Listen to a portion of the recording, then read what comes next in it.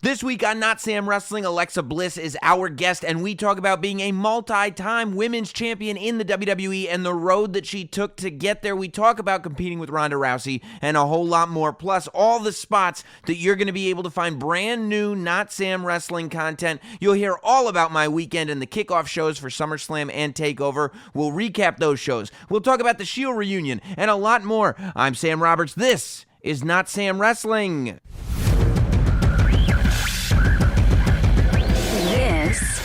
Is Notsam Wrestling.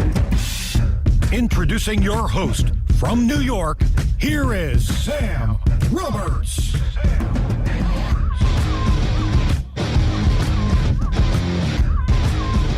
You getting excited, huh? Welcome to Notsam Wrestling. It's episode 200. I told you it was coming. We're officially here.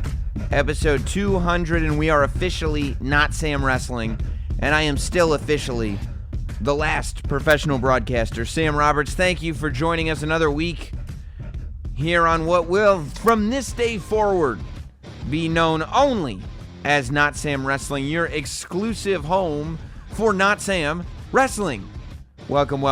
You can follow us on Instagram at Notsam Wrestling. You can email us, notsamwrestling@gmail.com. There's a lot to talk about this week. Alexa Bliss is going to be on the show. I'll get into that in a couple minutes. We'll go to the state of wrestling later, talking about everything that happened at Takeover, SummerSlam, Becky Lynch's heel turn. We're going to talk about the Shield reunion. A lot to go down. It's been a really, really busy, interesting, noteworthy week, especially in all of wrestling, but especially in WWE. The SummerSlam pay-per-view itself, I think, had a lot more of a discussion coming after it than most of the pay-per-views have previously. Generally speaking, people either agree it's a good show or it's a bad show. And in all the conversations that I've had about the show coming off of it, it's run the gamut. Some people absolutely hated it. Some people absolutely loved it. Some people thought some matches were great except for the ending. Some people even were satisfied by the ending. I'll tell you how I felt about it later on.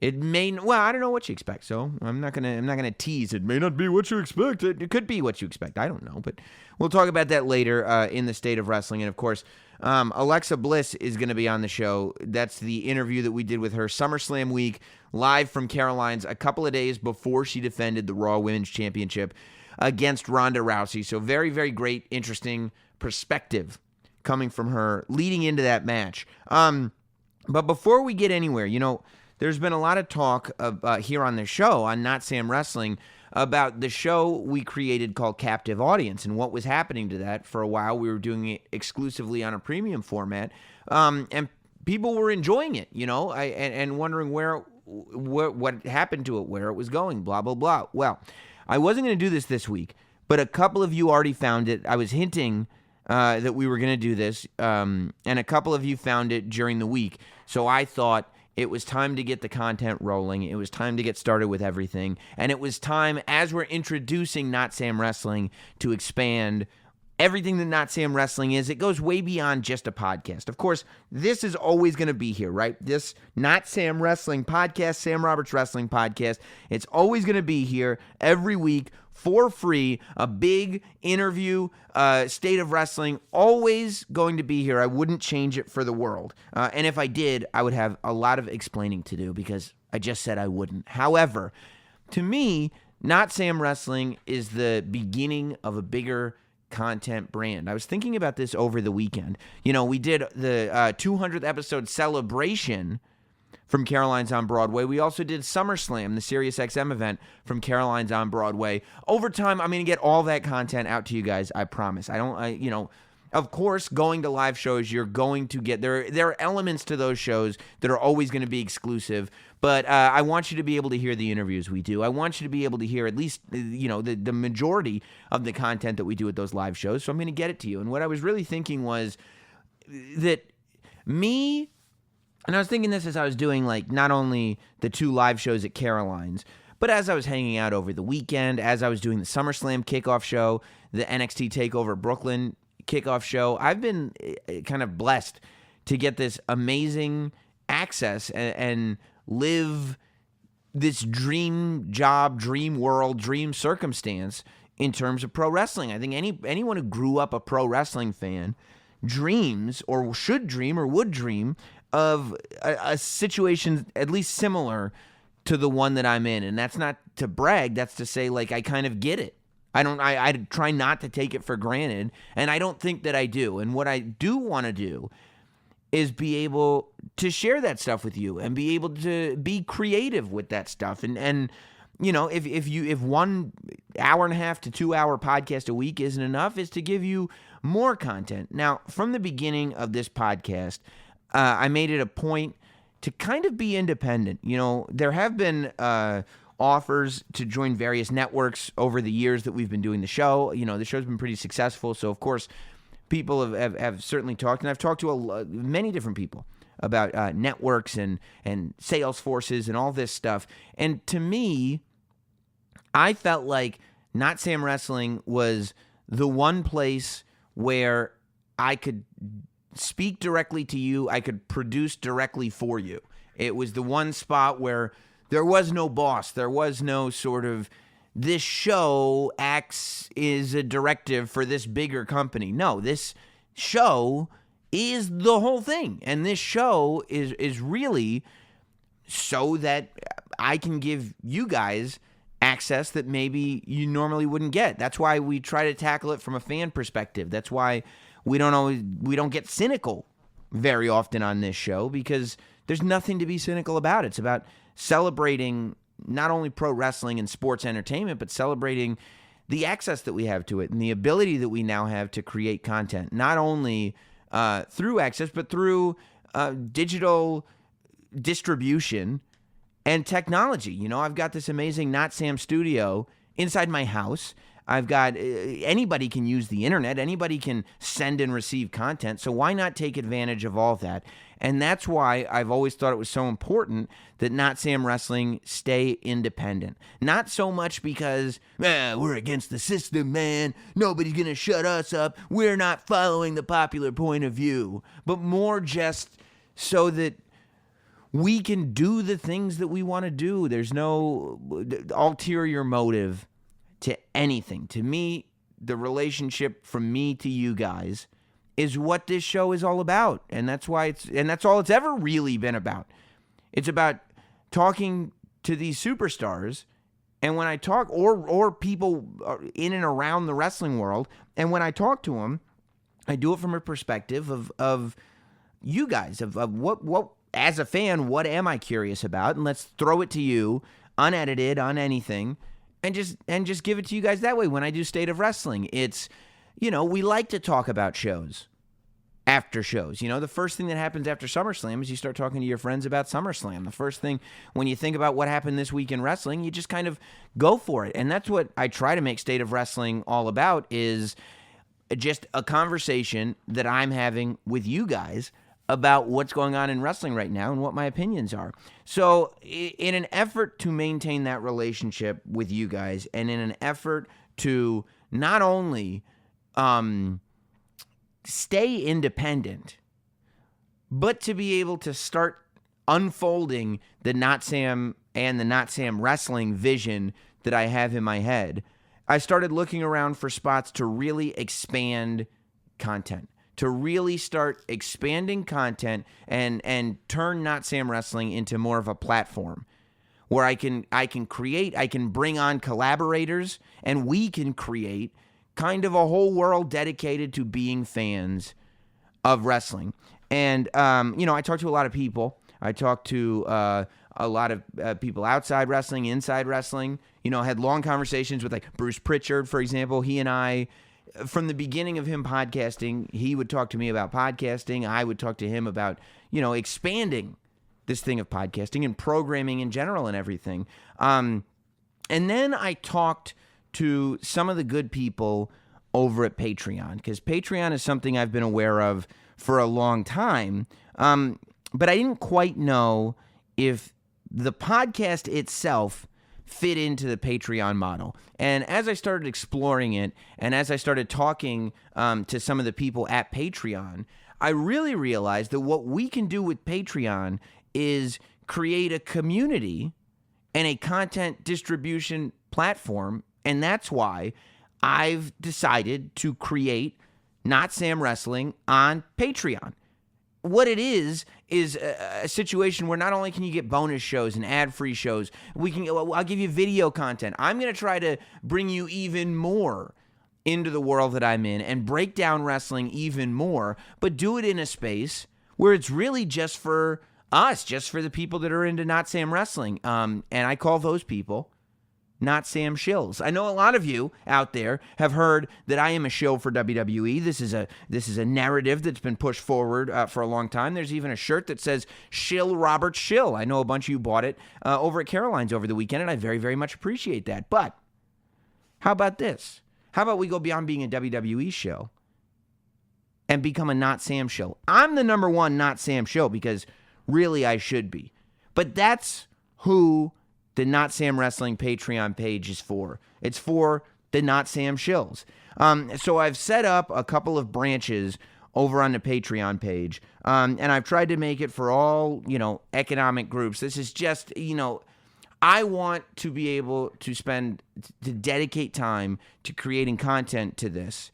And this is really kind of what I need to do to be able to do that and to house it all together and to have it all make sense. So here's what we're going to do. If you want to be a Notsam shill, you can do it on any of these levels. The first level is you can be a money mark. Okay, if you want to be a Notsam shill money mark, here's what you're going to get at patreon.com/Notsam Wrestling.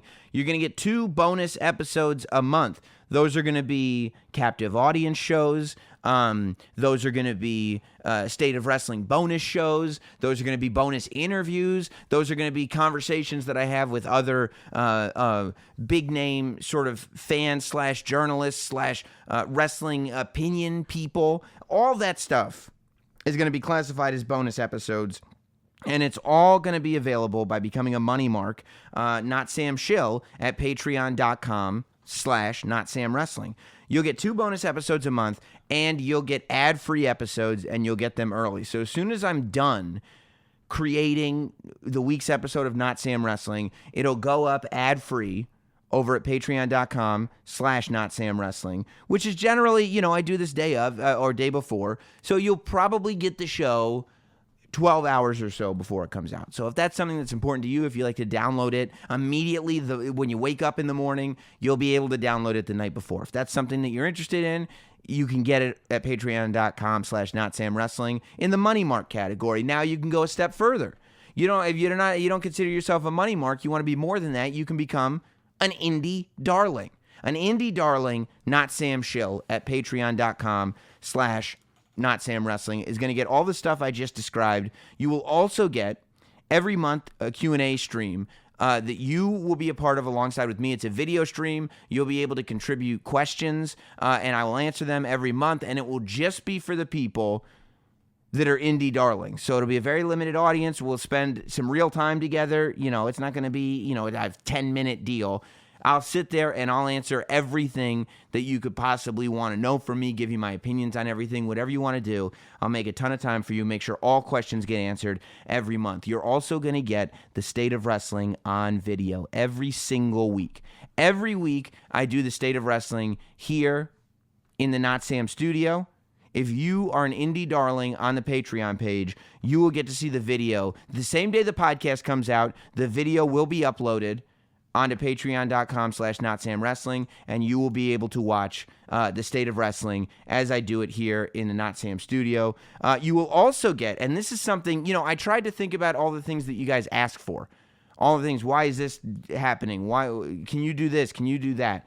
You will get podcast interview videos available immediately. A lot of times it takes me a couple weeks before the videos of the interviews that I do here on this podcast end up on my YouTube page. So if you're one of those people that want these interviews immediately, for the indie darlings at patreon.com/Notsam Wrestling, you will immediately get the podcast interviews the same day the podcast is posted. That video will be available. And if it's a phone interview, you will get video of me in the studio with the guest on the phone. Videos for every interview will be available only here immediately Eventually, they'll be on YouTube. So if you don't mind waiting, you want to do it for free, that's fine too. But if you want it immediately, Indie Darlings at patreon.com/NotSamWrestling. It gets even better because there are superstars. You don't want to be an Indie Darling? You can go a step further. You can become a superstar. A superstar, Not Sam Show, at patreon.com/NotSamWrestling will get everything that I've already said, but you will also get bonus video content. I will take videos with people, like I took a couple videos backstage at the Not Sam Wrestling live shows over the weekend. When people are in the Not Sam studios, I'll just turn my phone on, turn the camera on. You'll get bonus videos, whether that's, when we're prepping for the show, whether that's after the show, whether that's, I got videos of people messing around with my action figures here in the basement next to the Not Sam Wrestling studio. You'll get to see those videos if you are a superstar Not Sam Shill at patreon.com/Not Sam Wrestling. You're also going to get a special live video pre or post show every month, before or after a big show once a month. It's on video. I will do a special live video pre or post show, and I would imagine the most appropriate place to start with that would be All In. So I'll let you guys pick. You want me to do an all-in pre-show or you want me to do an all-in post-show? You'll be able to tune in live. I'll turn the chat on and everything, and we'll be able to do it together if you're a superstar not Sam Shill at patreon.com/NotSamWrestling. You will also get a shout-out here on the podcast. At the end of the show, I will shout out one of you Patreon superstars every single week. So you'll get immortalized as the ultimate fan. As every superstar will get an on-air shout-out on an episode of Not Sam Wrestling. We go one step further. The last step is, of course, Hall of Famer. You can be a Hall of Fame shill on Not Sam Wrestling if you go to patreon.com/NotSamWrestling. You will get absolutely everything I've already explained. You will also get to ask an interview question. I will let you know ahead of time when I am going to interview somebody. You will submit your questions, and everyone who signs up to be a Hall of Famer will get at least one, if not more, questions asked, and your name will be mentioned, the whole deal, when I interview somebody of your choice. I'll let you know. I'll do a post on Patreon. Hey, I'm interviewing this person today. If you want to ask a question, let me know. And you'll get a message when those things go up, so you won't miss it. And all you have to do is leave the question. You're also going to get free admission. The Hall of Famers will get free admission to each and every Not Sam Wrestling live show. That's right. You'll get on the VIP list. You'll get the meet and greet, whatever you want. If you're a Hall of Famer, you will get admission to every Not Sam Wrestling live show as long as you are a member of the Patreon page, Hall of Famers, at patreon.com/NotSamWrestling. You will get, and this is amazing, you'll get a Not Sam enamel lapel pin. I'll send you a pin, which are beautiful. They're up at notsam.com if you want to see them. But you will also get, and this is the exclusive place to get this, if you are a Hall of Fame Not Sam Shill at patreon.com/NotSamWrestling, it's the only place you're going to be able to get the Not Sam black satin chalkline jacket. I'm going to have more made only for the Hall of Famers from Chalkline. I was wearing them. You'll be able to see it on the video. As a matter of fact, if you are a member at patreon.com/NotSamWrestling, if you are a shill already, you'll get to see the video as you hear this of me talking to Alexa Bliss this week at Caroline's. You'll notice I'm wearing that beautiful Not Sam black satin Chalkline jacket. The only place you can get that is on the Patreon page by becoming a Not Sam Wrestling Hall of Fame shill, okay? So all that's available. That's what we're creating. You can go on, if you're a patron, if you're a Not Sam shill at patreon.com/NotSamWrestling, then you can pick. You want more stuff? You want less stuff? You want me to add stuff? I will listen to all of you. We'll have an open line of communication. It'll be great. Go to patreon.com/NotSamWrestling. I want to create this world for you. I want you to be a part of it. So sign up and be a part of the fun. All right? And speaking of fun, hope you guys, by the way, enjoyed the new theme song. We got all new production. Big shout outs to Howard Finkel. I haven't spoken to him. I sent him an email about this, but he didn't get back to me. I've heard he's not doing too well. I've spoken to a couple people. So, we're really thinking about Howard Finkel here. He's a wonderful man. And, I love having him be a part of this thing. And that's why, even though I didn't have new stuff from him, I wanted to make sure that I kept his voice on the production for the podcast. I also wanted to combine this stuff on this podcast old and the new, right? The Sam Roberts Wrestling Podcast becoming the Not Sam Wrestling Podcast. Old and new, so you'll hear elements of the old stuff combined with the new stuff. It's great. Let's get into it. The interview this week, live from Caroline's on Broadway, is Alexa Bliss on Sam Roberts Wrestling Podcast. The Not Sam Wrestling interview. Ladies and gentlemen, the Raw Women's Champion, Alexa Bliss.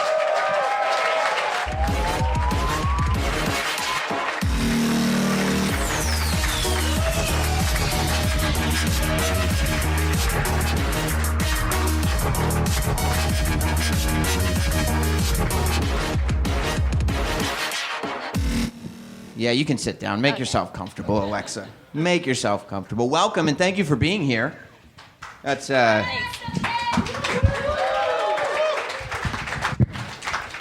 appreciate you thinking I'm that tall, but... Well, welcome. Thank you. And thank you for being here. This is a big, big week for you, and I appreciate you making the time. Has it clicked in yet? I mean, I know it's early in the week technically, but has it clicked in that you're about to have one of the biggest matches? I'm great. Okay. I'm great. I'm the last professional broadcaster. I don't know if anybody told you. Has it clicked in yet that you're about to have one of, if not the biggest matches of your career on Sunday? Yes and no. You know, I think of every match as, you know, one of the biggest opportunities of my career because, you know, with WWE or anything, if you don't deliver on the opportunity may never come back again. But I'm especially excited for this match because, you know, it is against Ronda Rousey, who has made a name for herself in UFC, you know, Hall of Famer, and she's an amazing athlete. And I'm just really excited to see how it's going to go. You know what I mean? Because, like, I mean, if you look at me in WWE, I haven't been the toughest champion. But I feel like there's ways around it. You know what I'm saying? Right. So, like, I can be quicker than her, I think. I can be...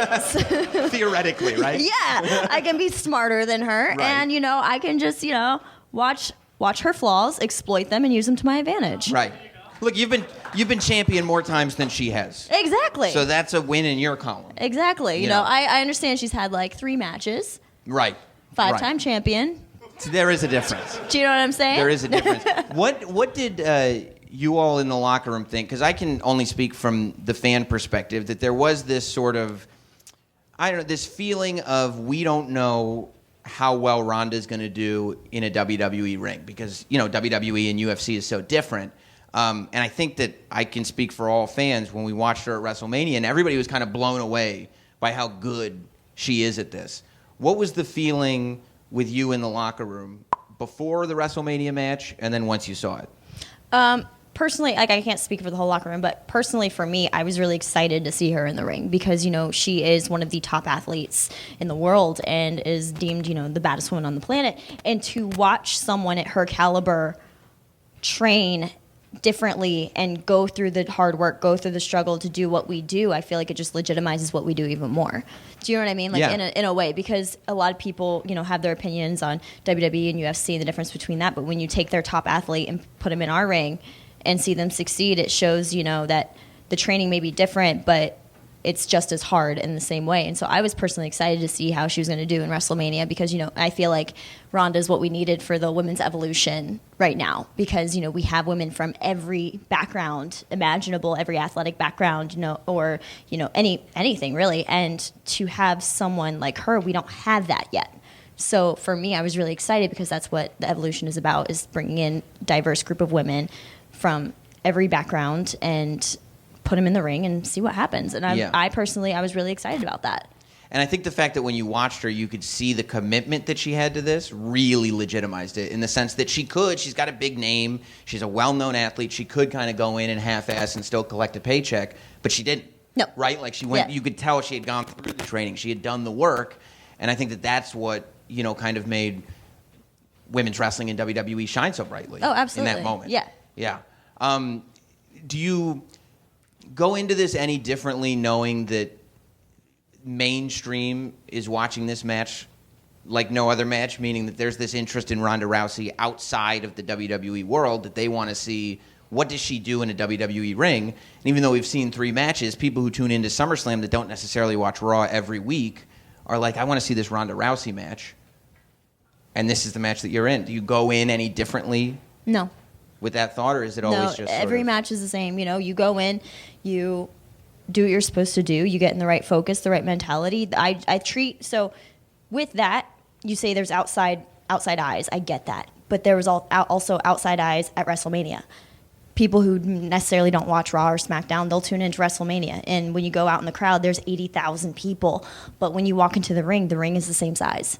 Right. And that's how I think about it. Like, that is home. The ring is home. And, you know, it doesn't matter how many people are watching. You hope there's more people watching. I'm glad that there's outside eyes watching, because then it brings people into what we do and into the WWE universe. And that's what we need, is more people tuning in. And if we have to bring mainstream people in to do that, that's great. Right.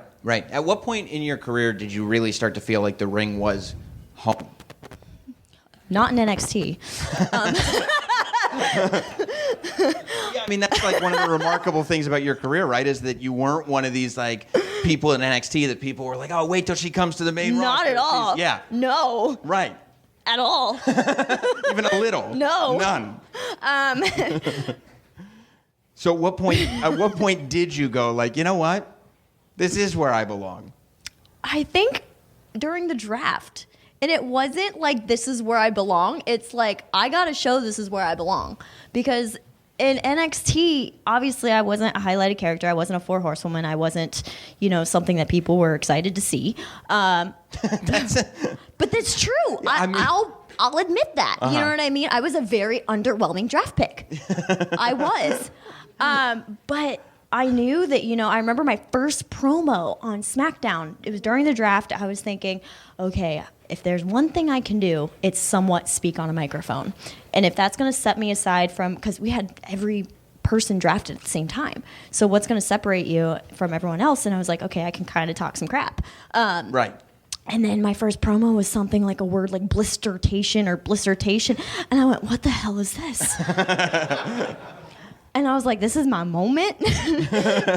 And I'm going to mess up. Right. But it was that moment that I was in Gorilla, and I was standing back there, and I was like, okay, I'm not going to lie. I know that people are not excited to see me here. So I have to come in under the radar and kick down the door. Right. And show that I deserve to be here. You know, I wasn't an indie wrestler. I wasn't, you know, a 4 horsewoman. I wasn't featured in I was never on a takeover match. I never held a title. I was a manager. And so I had to show, you know, I deserve to be here. And if they're not going to see it, I'm going to force them to see it. Did an insecurity ever build up in the NXT run? Like, oh, maybe the reason I don't have these matches is because they just don't see that in me? Or is that not your personality type? Absolutely. It did? Absolutely. You know, I remember when I was a good guy, I was wearing tutus and throwing glitter, and glitter, I thought I was a Disney... Glitz, Sparkle, Bliss? Yeah. Was that it? That sure was. I remember, so that was me, okay? That's the thing. Like, I love all things Disney. Right. And it was my idea to, like, throw glitter and wear a tutu. And if you ever look back and see my first tutu, it went down to my knees. It was really embarrassing. But... Did you realize that this was wrestling and you were trying to target Disney fans?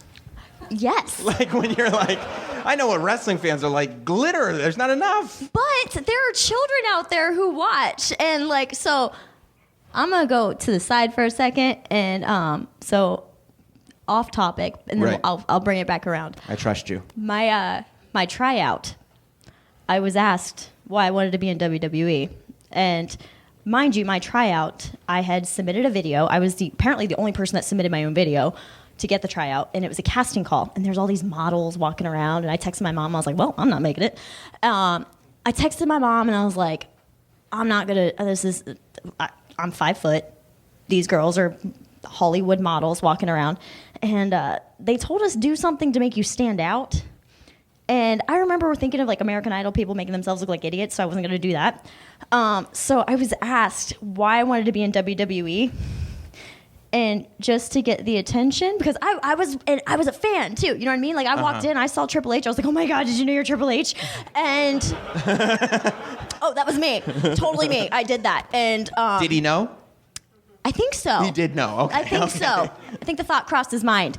But like, I remember these other girls in the tryout being like, I have no idea who this guy is, blah, blah. And I was like, I walked in and I almost had a heart attack. I was like, oh my God, you're Triple H. Did you know you're Triple H? And you're in the same room as me. Like, very embarrassing. But they asked why I want to be in WWE. And so to stand out, I said, I really want to be Tinkerbell at Disney, and I'm hoping this gets my foot in the door. Wow. So you did like the Jeff Jarrett bad guy, I'm just here to get into country music thing, but in real life. But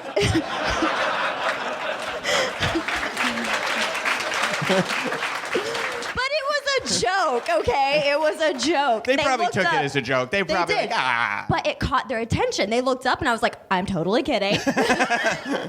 I was like, I'm totally kidding. My family and I, we all watch wrestling. Like my grandma used to scare us with the Great Kabuki, tell us that he would come and get us if we didn't behave. And so like, I was just like, I had my wrestling knowledge, and I was like, well, that'll catch someone's attention. It sure did.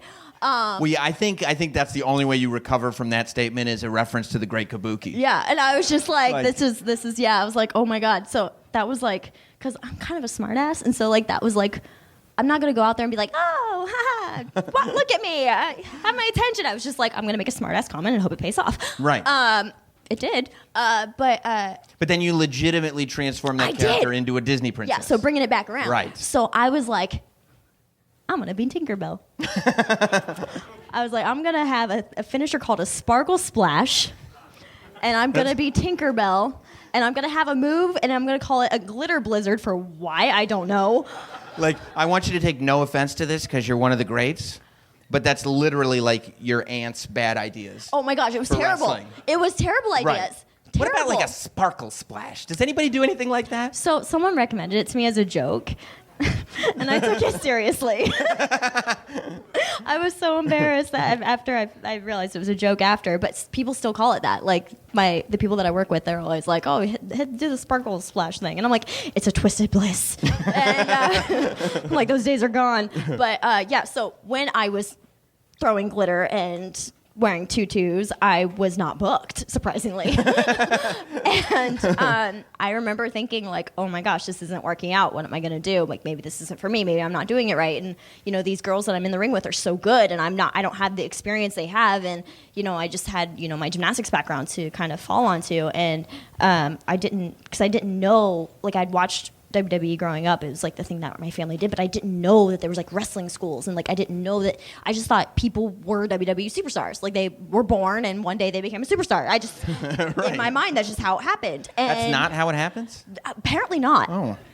And I just remember that, and I just remember being like, oh my gosh. And then I was told to come up with different ideas, and I was like, oh, that doesn't sound good.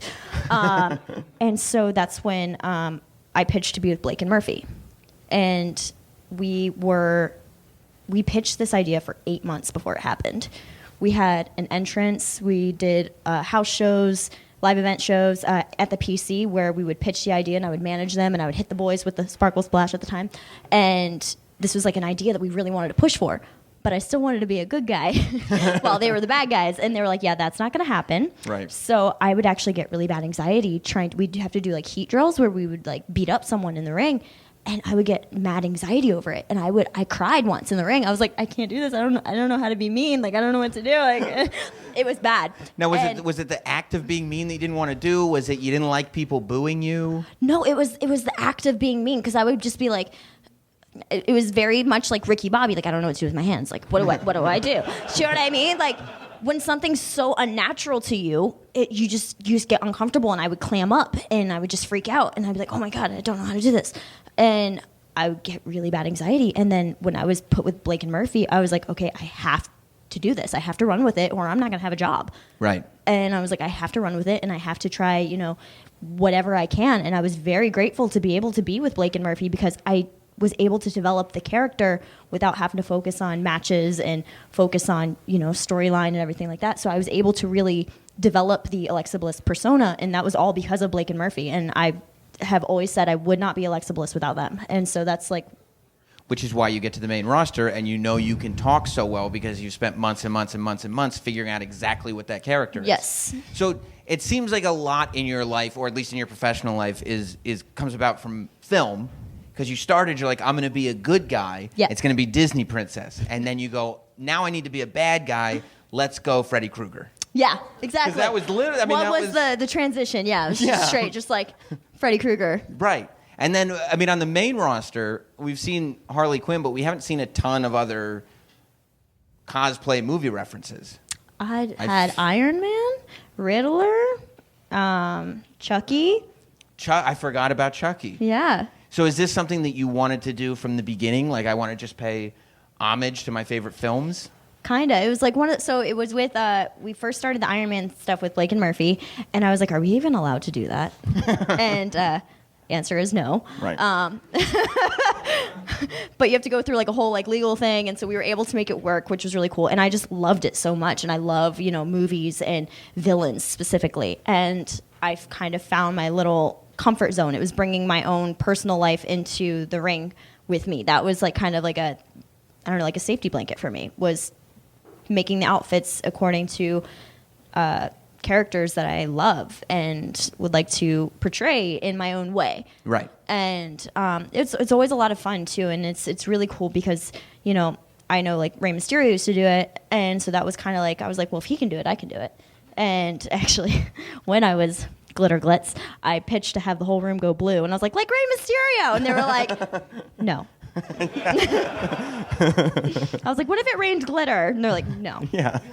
Enough with the glitter. Actually, I got banned from using glitter for a little bit because the match after me, Tyler Breeze had glitter all over his back. How did you get it back? Did they forget that They happened? made me wear little gloves on my hands to like blow the glitter and then take them off, but they were socks because I never had gloves, so I had to cut socks and just like put them... thrifty.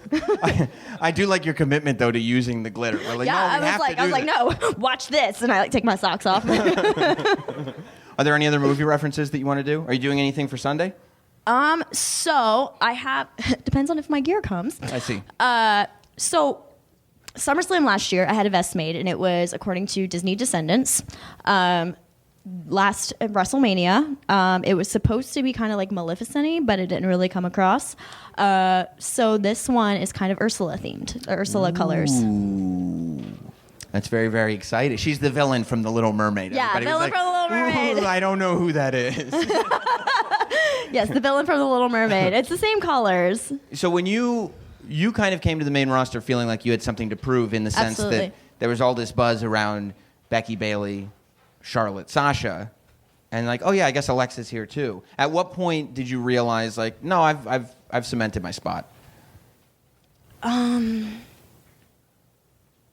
don't really think that's a thing. Like, I don't think anyone's really cemented. I feel like you have to prove yourself every opportunity that you get. For me, it's very like, I feel like I can always do better and always, I don't know. It's weird. I don't feel like, I don't know. I feel like there's always going to be, especially like with social media and, how passionate the WWE universe is, people are always going to say that you're not deserving no matter what. And so my goal is always to be like proving that I kind of am. But right. I don't ever think it's like, oh, I deserve to be here. I'm cemented here. No, I don't think anyone is. Everyone has to keep working and keep proving themselves. But you can leave, like you can leave night by night and go like, okay, tonight I proved it. Tomorrow I'm going to prove it again. But Yeah, then, I guess. you know Yeah. what I mean? I think so. I mean, I don't know. I just have a weird mentality. I'm just always like, tonight was a good night. Let's see how I'm going to do tomorrow. You know what I Right. mean? Like, that's just like how, I don't know. How did you feel when you found out you were going to get your first championship? I was so excited. Yeah. Because I was like, oh my gosh, I'm going to be a champion. Mind you, I found out a couple minutes before, but. It was only a couple minutes. Yeah, like literally like earlier that day. And I was like, oh my gosh. And I had to fly my parents in last minute because it was like earlier in the day. So I was Wow. like, y'all need to catch a flight. I'm not going to tell you why. So my parents were there. It was TLC against Becky Lynch, my first title.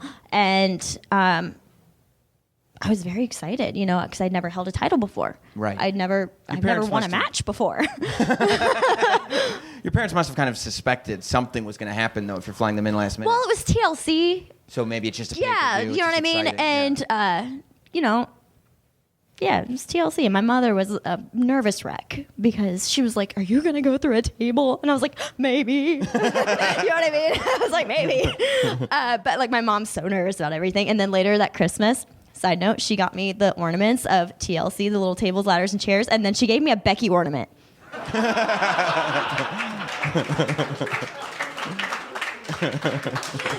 And her reasoning, because you faced Becky at TLC. And I was like, I have an ornament. But yeah, I got a Becky ornament that Christmas. So is your mom just like loving this entire ride? Oh my gosh. She is the biggest supporter. When I first told her I was trying out for WWE, she said, the hell you are.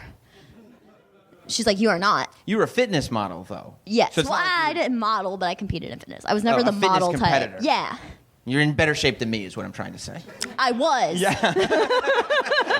I was, keyword. That was like 5 years ago. So I was competing in fitness, and it was after college. I had struggled with some eating issues, and so I started competing to gain weight in a healthy way, and I just became in love with it, and I loved the the competitiveness of it. And my trainer had told me WWE was having a tryout, and I was like, oh my God. And so I had to make sure that he was like, yeah, I heard they're having a tryout or a casting call or something. And so I like Googled it, and I went on WWE's site, and it actually had like a link, and it said, do you want to be a WWE superstar? I said, yes, I do. So I clicked on it. I made this video, which they showed on Table for Three. Right. Oh my God. Not happy with it. Yeah. And so this was after I made the video and after I did the whole thing. And I was like, Mom, I'm trying out for WWE. She was like, the hell you are. And I was like, why not? And she's like, Lexi, do you remember China? And I was like, yeah. They're like, she's like, big, strong China, 6 foot China. And I was like, yeah. And mind you, I'm like, yay big, just got out of college. Yeah. Yeah. Glittery Tinkerbell. Yeah, exactly. China. Yeah. I think I was wearing sparkly Ugg boots during this conversation. And that's actually how I showed up on my first day in NXT too. It's good. And she was just like, no, you're not doing it. And so then I was like, okay, sent in the video, got a tryout, was signed. But like the great irony of the story is that your mom didn't want you to try out because China and these women are so big, and now your mom is excited for you because you're competing against Ronda Rousey. Yeah. Like, I'm like, thanks, the Mom. greatest female fighter of all time. And she's like, yeah, go get him. Yeah. It's going to be fun. She was the same way with Nia. She's like, oh, you've got this. And I was like, six foot girl. She's like, you got it.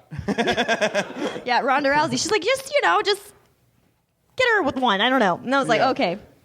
Thanks, Mom. Did she realize pretty quick, like after, I think parents sometimes have this way of like, when you're successful at a thing, doesn't matter what it is, they'll be like, this is great. Oh, so yeah. was it once like you got signed up and you're in NXT, once that happens is when your mom is like, yeah, I wanted this for you the whole time. This is wonderful. Oh, absolutely. Yeah. When I was a ring announcer, she was one of 5 people at the shows. You know what I mean? Like she was like, she had a sign that said, I love the ring announcer. Like she was full on. As soon as I started day one, she was just like, flip the switch. Yeah. Yeah. So you've got this match at SummerSlam. It's enormous match. Was fighting Ronda Rousey, competing against Ronda Rousey, was that something that you were like, now that she's here, that's a match that I need to have? Absolutely. Yeah. Absolutely. As soon as she was signed, I said, I want to be in the ring with her. I want to be the one. I was saying I want to be the one to beat her, but this was before I knew how much of a badass she really is. Yeah. And now I'm like, I want to beat her. I want to be the one to beat Ronda Rousey. That's my goal. That's what I want to do. Do we think she's going to be able to? Although I feel like there is a built-in bias. All these people are in the room with you right now. Yeah. Going like, yeah, we think some of you're them are in my win. shirt. I appreciate it. Who's in a Ronda shirt here? Any rowdy shirts? I don't see any. Smart answer. Yeah. No, but yeah. So as soon as she came into WWE, I said I want to have a match with her and I want to be the one to beat her. And it's been a lot of fun having the time to be able to say mean things about her, and and it's just been fun. You know what I mean? Because it's fun to like provoke, poke the bear a little bit. But no, I'm really excited. And, it's an honor to be in the ring with someone of her caliber and her popularity and Hall of Famer. And it's awesome. And I think all around it makes all of us better performers because everyone has different backgrounds and different styles. So if we can adapt to their styles all around, it makes us better performers. There are many times when you watch Raw in interview segments, when you come out for promos, whatever, not you, but in general, the general you, that the crowd tries to take over. And they've certainly done that in your segments, but you can, not all of them obviously, but you can watch the faces of performers, and there are performers that you're like, oh no, they're getting lost. Like, oh no, the crowd is taking over. And I feel like you're one of the best people at not allowing it.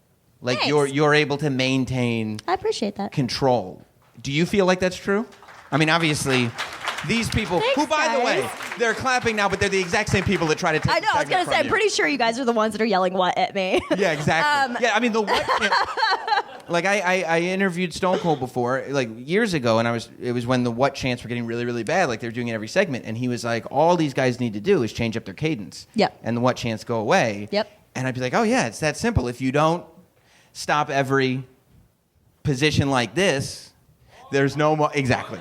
Yeah. So There's actually been times, it's crazy you say that, because there's actually been times where I'm reading over, what I'm going to say, and I say, we need to change this because that opens it up for what's. Like, that has come out of my mouth before, multiple times, being like, nope, this needs to continue on this way because people are going to start saying what, and then I'm going to have to be a smart ass and say something back. And it's true. Sorry, I don't mean to say that word. I apologize. I think smartass is okay. Okay. It's one word. It's a compound Sorry, word. I It's not apologize. yeah. I apologize. But do you know what I mean? Like, it's just, you got to change up. He's completely right. You have to change up your cadence. You have to not allow that to happen. And you have to take control of the crowd because, there's times where they've scared people. Like, the Bailey, This Is Your Life segment. Even that one, I mean, they've applauded everything you've said so far. Even these guys won't applaud. No. My point. The girl that was Bailey's best friend, the crowd was yelling at her, and they were like, boring, what? And she had this fear on her face, and I felt so bad for this girl because they were just like chanting at her, and she just didn't know what to do. Do you know what I mean? And Yeah. there was no hiding it. I'm pretty sure she was like, she kept looking down. She kept looking at me like, what do I do? What do I do? And I'm just going, it's okay. Just keep going. I'm like, they'll stop.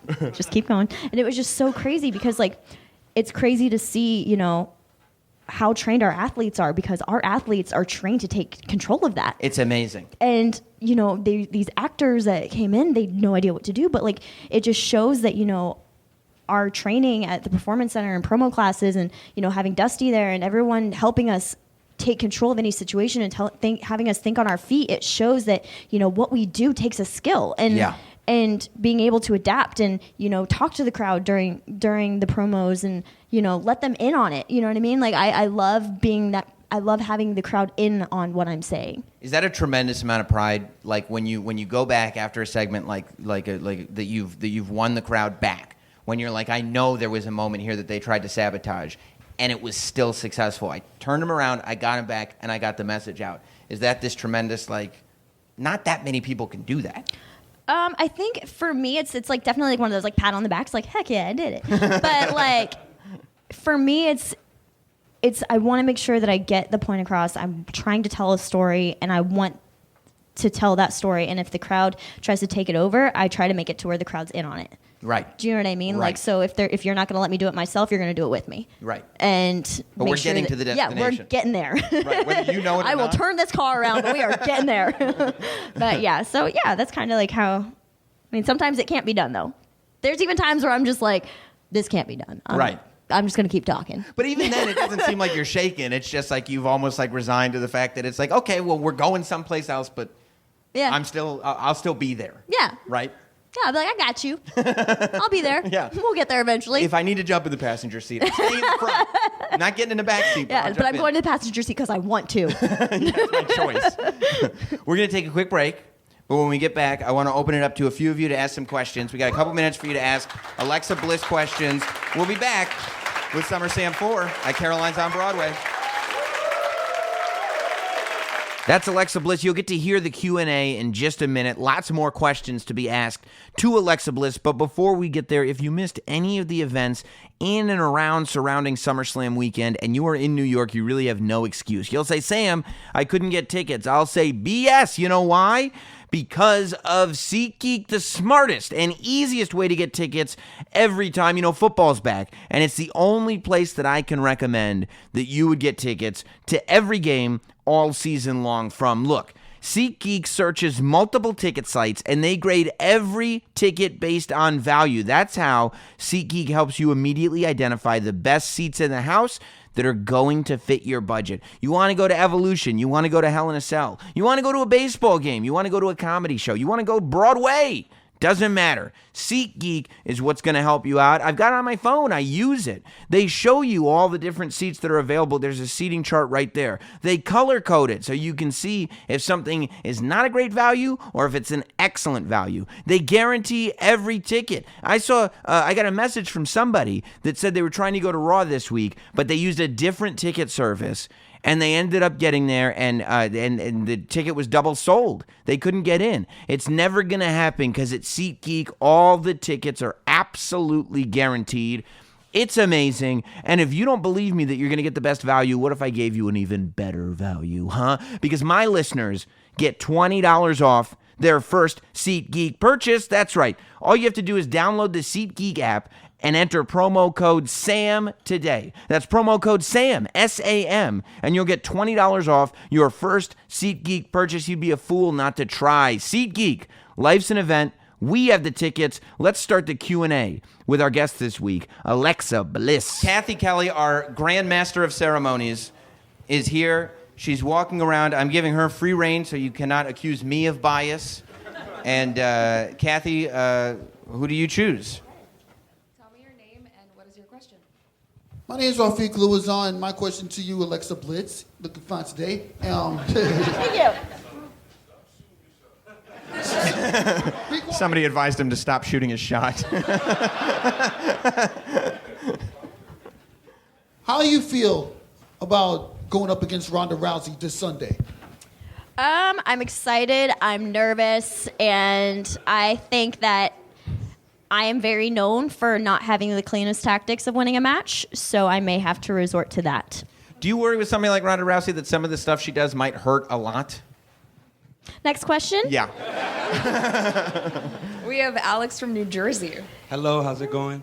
I just want to know, you guys are always on the road. Does that not drive you crazy?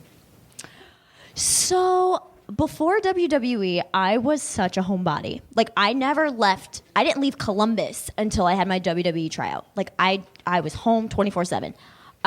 There was, during the draft, so we travel every week of the year, all year round. But there was, when we had the draft and the Superstar Shakeup last WrestleMania, they took us off the live events for that 1 week. And I was like, oh my gosh, this is going to be great. I have a weekend at home. I get to hang out with my pig, and just whatever, life stuff. I was home for 2 days, and I was like, I should be in Greensboro or something. You know what I mean? I got antsy, and you just become so accustomed to it that I felt out of place being at home. And it's crazy because it's the new normal. And I personally love it because we get to go all these different places. And, as long as you can pack enough to live out of a suitcase, it's great. I personally, I love it. What's the schedule like? People talk about the Performance Center schedule being a lot. Because there's a lot to learn in a short amount of time. What is the NXT Performance Center schedule? How does it compare to the full-time on-the-road schedule? So they're both very difficult in completely different ways. So the NXT schedule is 6 days a week. Sometimes you're there from 8 a.m., then you go straight to a show, and you're not home till 1 a.m. So that's 6 days a week. On the road, to give you kind of like an insight on my Friday, I travel on Fridays, come home on Tuesdays. Friday, normally our flights are about 5, 6 a.m. So you're up at 3, you're at the airport by 4, you fly in to the town, you try to find food. You go straight to the show. Usually we get there about 5 p.m. The show ends around 10:30, 11, and then you usually have a 3 to 4 hour car drive after that. So you're not getting to your hotel until 1, 2 a.m. So that's a 23-hour day. Now that's 4 days a week. and then Every other week? no, every week. Just wanted to make that clear. Yeah. Every week. And so when you come home, Tuesdays, I'm asleep. I'll wake up for SmackDown, but then I go back to sleep because you're so sleep deprived and you're just constantly going. And then Wednesdays, you're catching up on your laundry and packing for the road. And Thursday, I just kind of chill out. And then Friday, you're back on the road again. Unbelievable. But Wednesday is your day. Yeah, Wednesday's my day. Yeah. Wednesday's my Netflix, Uber Eats, in my Snuggie. Hey, just doing my own thing. And I love it. Unbelievable. Unbelievable. Kathy? We're with 11-year-old Kevin from the Bronx, and this is his 3rd SummerSlam. Oh. Look at you. Yeah, buddy. What is your favorite I'm raising these children. WrestleMania? What was that? What's your favorite WrestleMania? Your favorite WrestleMania? I'd have to say my favorite WrestleMania in general was 30, but in my career was last year because I got to do that really cool entrance. Yeah. That was so cool. I was terrified. But no, it was really cool. I loved last year's WrestleMania because it was in Orlando and my family got to be there. And it was a lot of fun. Like last year's, I didn't know in Orlando WrestleMania, not this past one, the one before that. Right. I didn't know I had pyro. And you can see it on film. So it was so funny because all the other girls got pyro and I was like, that's crazy, they got pyro. And I was like, do we get pyro? And the other girls were like, no, I don't think we get pyro. And I walk out and there's pyro and I jump because no one told me that I was going to have fireworks going off behind me. It was a cool surprise, but you see me jump about a foot on the entrance. Gonna go back and watch now. Yeah. It was in Orlando. And then this past year, it was really cool they're both so special because I got to go in as champion on both ones. Now, I have bad luck at WrestleManias. I can't retain my title at WrestleManias. I think it's the nerves. You know what I mean? Such a grand stage. But yeah, it's really cool and it's really, I don't know. They're just so special because when you go in as champion, that's awesome. And I don't know. Yeah. For me. Yeah. Now, WrestleMania 30 that's when you did the Triple H Triple H entrance, yeah. Okay, so that brings me that was my favorite one. To a question about, of course, you develop a relationship with Triple H over the years in NXT. When you graduate from NXT, for lack of a better term, I guess, and go to the main roster, obviously Triple H is there, but now Vince McMahon is there too. What is, for you, the transition like from, having won over Triple H through your work to now also winning over Vince McMahon? Or had he already been won over from your previous work? I don't know. I don't know. I don't know how to answer that. I don't know. I mean, just kind of keep your head down and do your matches, and as long as things are going good, things are going good? I mean, I always ask for feedback. Yeah. I always ask for feedback on, promos and matches and everything like that, and I feel like it's more of I'm not trying to win over, I'm trying to learn. Right. Do you know what I mean? Learn from them because, obviously they know what they're doing. And when you can get the information directly from the people who know, it makes your working relationship that much better. Right. And that's just kind of how I always try to go for advice. And because you never stop learning. Doesn't matter how much time you do in NXT, you never stop learning. Makes sense. Kathy? We are with Brandon from New Jersey. How did you learn how to do the creepy arm thing? The creepy arm thing. It's a gift. No, so when I was in gymnastics, I've always been very hyper flexible in my elbows. And when I was in gymnastics, my coaches used to actually have to stretch them over, I'd be standing behind them and they would have my arm and they would pull it in front of them to stretch it. My arm's like this and they're just pulling it and stretching it because if not, my elbows would lock out and they would hurt. So I'd have to keep stretching them out because if not, they would lock up and get all sore or would get jolted. So yeah, it's just kind of something that I've just always been able to do. And then I realized it helps me win matches. There was an audible gasp in here when you just did just a little bit of it. All right, we have time for 2 more questions because Alexa Bliss is her SummerSlam week. She's very, very busy. We're with Keanu from Brooklyn. I have a question. Who was your childhood hero wrestler growing up? Trish Stratus and Rey Mysterio. Good answer. Good answer. And let's go to our final question. Yeah. She's adorable, though. I think Alexa wants you to ask. Hi. What's your name? Riley, what's your question for Alexa Bliss? She has an Alexa Bliss shirt. I saw that. You look fantastic, and I like the pigtails. How old is Riley? How old are you? 8. Aw. 8 years old. I appreciate you being here. Do you have anything you want to ask Alexa Bliss, Riley? I thought you could See, avoid she's picking those. up. She's picking up on it quick. Y'all taught her the what chance, didn't you? What's your favorite match? Your favorite match? That's actually a great question. Your favorite match in your WWE career has been what? Survivor Series against Charlotte. Oh. That was my favorite. Now, I want everybody to take a second. Alexa Bliss just explained her schedule to you guys. You understand that SummerSlam weekend, that whole the schedule that you just described, that's easy. SummerSlam weekend is where it gets That's when it gets insane, crazy. Yeah. Right? I mean, you were just like, there's no sleep. No. There's no anything. It's just go, go, go. Caffeine and concealer. The girls know what I'm talking about. But she still made time for all of us here at SummerSlam 4. So let's give a giant round of applause to Alexa Bliss. Alexa, we thank you for being here. Thank you. So thanks to Alexa Bliss. And before we go any further, I wanted to take a second to talk about something that's a little more serious. I think at this point, everybody kind of knows the risks of driving drunk, right? You could get in a crash, you could get hurt, or you could get killed. But let's take a moment and let's look at some surprising statistics that I have in front of me.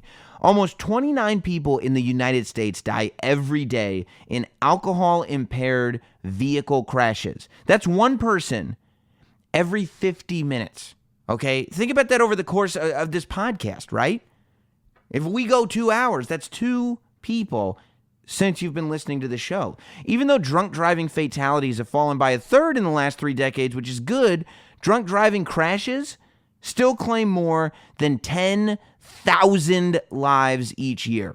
Many people are unaware that driving while high can be just as dangerous. In 2015, for example, 42% of drivers killed in crashes tested positive for drugs. It's not so harmless after all, you know? And get this, from 2007 to 2015, marijuana use among drivers killed in crashes doubled.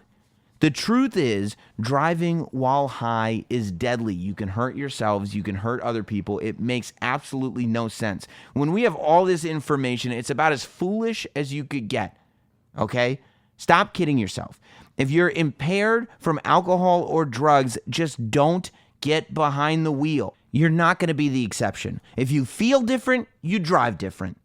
Get high, get a DUI. Drive sober, or get pulled over. Here is Sam Roberts. Thank you, Fink, and thank you to Alexa Bliss for being a part of this thing. It was really fun getting to do that with her at Caroline's on Broadway. So fun seeing all of you guys come out for it, too. It really is one of my favorite things to do every year. It's always very stressful. It's always a lot to get done. But when it does happen, I get very, very excited. Hit me up if you want to see it happen again. If you want me to keep doing these live events, there are certainly venues that are interested. I'd love to know. You can email me, notsamwrestling@gmail.com, if there are cities other than New York that you want me to go to, or if you want me to do more shows in New York, let me know, and I'll do everything that I can to satisfy you, because that's the type of guy I am. I'm a good guy like that.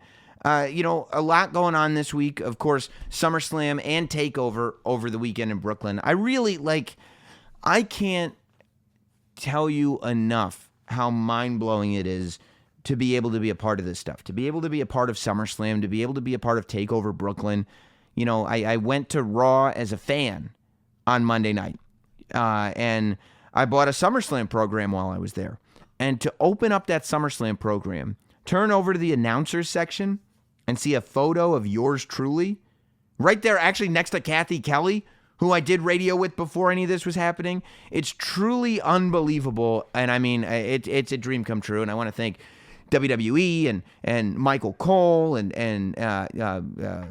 Mike Mansouri and Pat McAfee and Charlie Caruso and Renee Young and Booker T and David Otunga and everybody, JBL, Rosenberg, everybody, for being a part of that. I felt like it was some of the funnest kickoff shows that we've done, especially since I started, and just had a great time. I mean, you really know what a great time that I had if you have SiriusXM, because on Monday's show, coming back from SummerSlam, I talked the whole story about how I had to help Pat McAfee back to his room on Friday night alongside the world's strongest man. That's a whole story. I mean, if you haven't heard that story, maybe I'll do it as a bonus show or something on Patreon, because I went into the whole thing on Sirius. So if you got Sirius, you can find the show that I do, Jim Norton and Sam Roberts on demand, and you can hear that whole story. Or I'm sure Pat talked about it on his show too. But so there more and more you are asking about that, because this is now the third show that we've done together. And I absolutely adore doing those takeover shows with Pat. You know, the back and forth that I'm able to have with him, the fact that I'm able to throw ridiculous stuff at him and know that he's going to go right for it, pick it up every time. The fact that I can hit him with you should put on your big boy pants and stop wearing those short shorts. And immediately he's going to stand up, whether William Regal is sitting with us or not, and show off the fact that he is indeed wearing short shorts. But I do want to say this about Pat McAfee. You know, at the takeover in New Orleans, or not New Orleans. No, it was the takeover in Chicago for Money in the Bank. He said he was wearing a jort suit, but it was really just a shirt, a blazer, and a pair of jorts. It wasn't a suit. This time, he said it was a short suit. I said, no, it isn't. He said, feel it. And I felt his shorts. They were suit shorts. Absolutely was wearing a short suit this time. So I do want to say that about Pat McAfee. But it was a blast getting to do that show, and, of course, the SummerSlam kickoff. It was amazing. It's an amazing thing to be able to do every single time. I thought the crowds in Brooklyn, you know, I was surprised. Even Monday, I wasn't there live on Tuesday, but you always worry that there's going to be fatigue in the audience after 4 shows in the same building, because so many of the fans are going back every single night. But man, I was there on Monday. It looked pretty full to me. Everybody was loud, and part of that is because WWE is actually doing a pretty good and interesting job at telling stories. I think there was an enthusiasm from people coming off of SummerSlam, in the sense that even if you weren't satisfied with it, even if you didn't love what happened, stuff happened. It wasn't sort of like same old stuff. It was, okay, there's something to talk about here. And I think the same thing coming off of Raw, the end of that Raw show. Unbelievable, exciting, so cool. You know what? Let's go ahead and get into it. Let's get in to this week's State of Wrestling on Notsam Wrestling. It's now time for this week's State of Wrestling. Yes, it is time for the State of Wrestling. Of course, we're on camera for our patrons, our Notsam shills, over at patreon.com/NotSamWrestling. So if you feel the need to see this, you can. If you're not Sam Shill, so go to patreon.com/NotSamWrestling. All right, you know what we do here on State of Wrestling. We go down what are, according to me, the last professional broadcaster, Sam Roberts, the top 5 stories of the week in the world of sports, entertainment, and professional wrestling.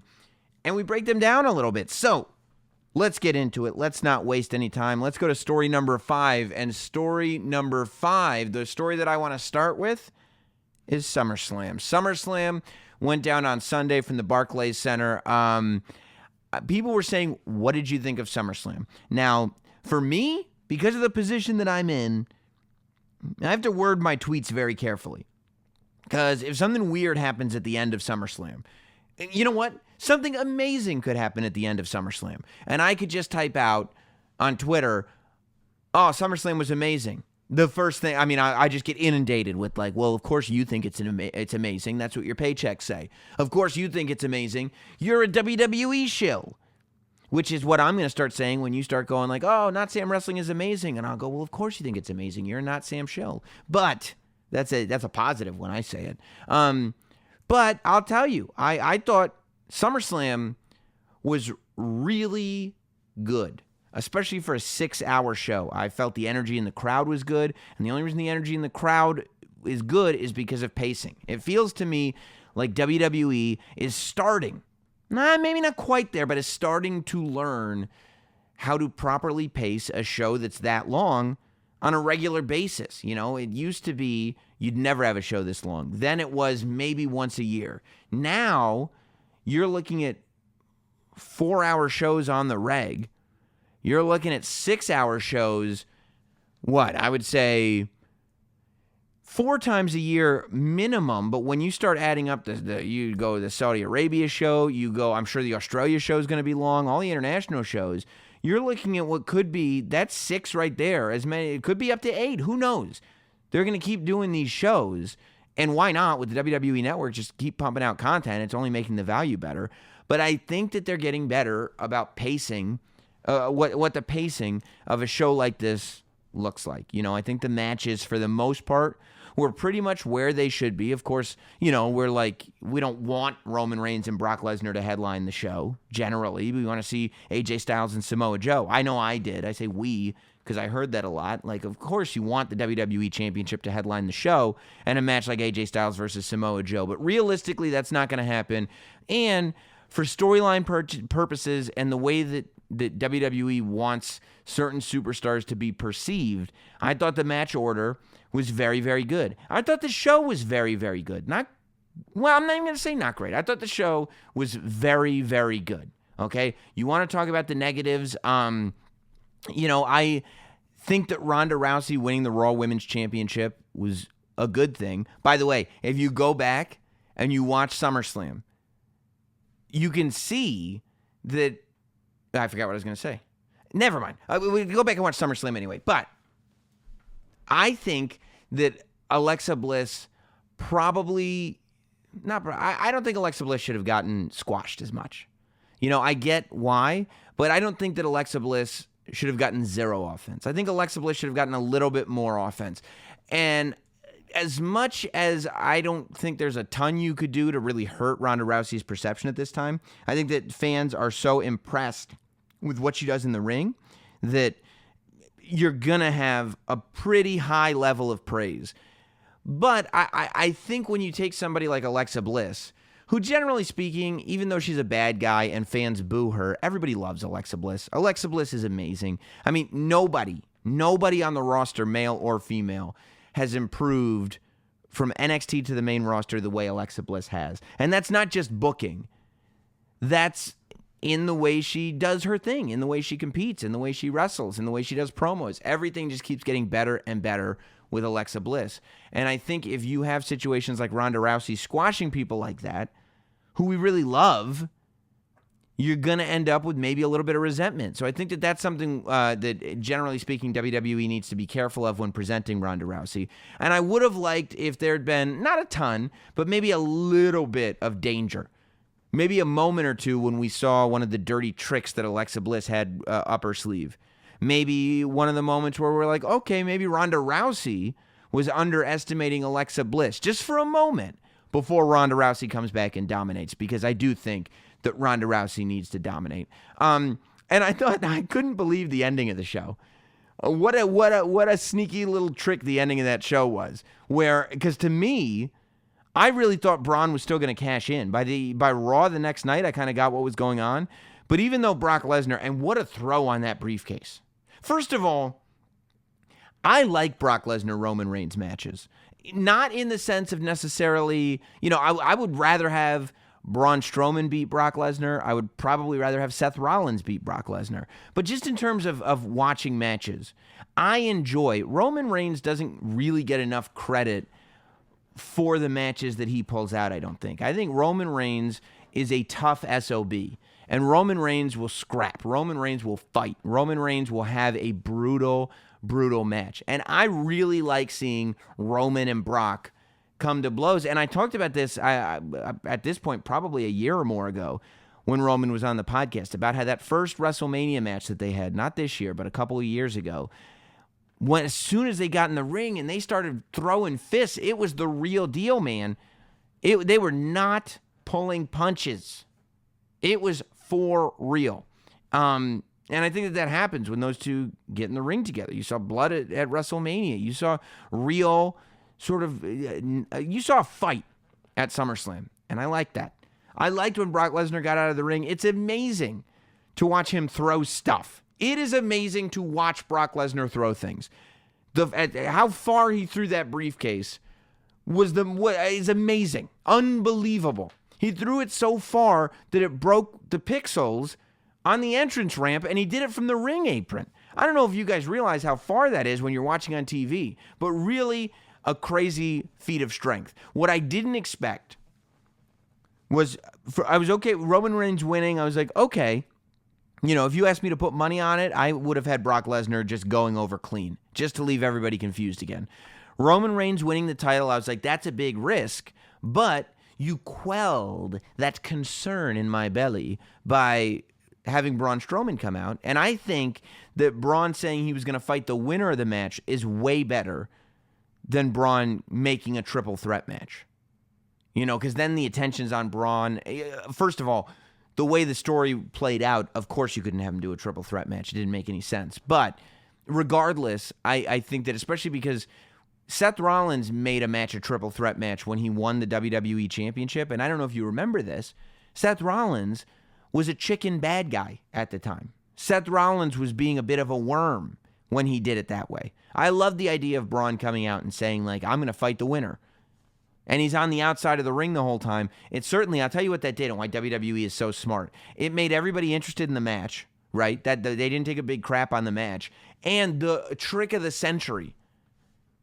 People really thought that Braun Strowman was going to cash in, so they weren't booing Roman Reigns all that much. And what happens? They turn the show off before the boos start coming in, which we talked about this when Roman Reigns first started getting booed at the Royal Rumble. The thing is, well, that's just Philly. It's not just Philly, because when a crowd boos somebody on pay-per-view, on Raw, on something like that, that sound travels through the microphones that are attached to the cameras and into our ears. And whether we're in New York or Philly or Saudi Arabia, we hear the way the fans react. And it cues us to let us know, oh, we're booing Roman Reigns now. So it's important regardless of what city you're in, because we live in a global world where the reaction that one small group will have makes a huge impact on what the larger group feels and reacts to audibly. Even if they like Roman Reigns, the fact that the boo sound has now been cued with him, it's almost Pavlovian. You got to boo him. So I thought it was diabolically brilliant that they ended the show this way. Not fair, parlor trick, but diabolically brilliant. I thought that the Kevin Owens squash, while completely unfair to Kevin Owens, I didn't like it when it happened because I love Kevin Owens so much. But I guess I understand that they needed that squash to happen so that Braun Strowman could look strong so that he could show up in the main event.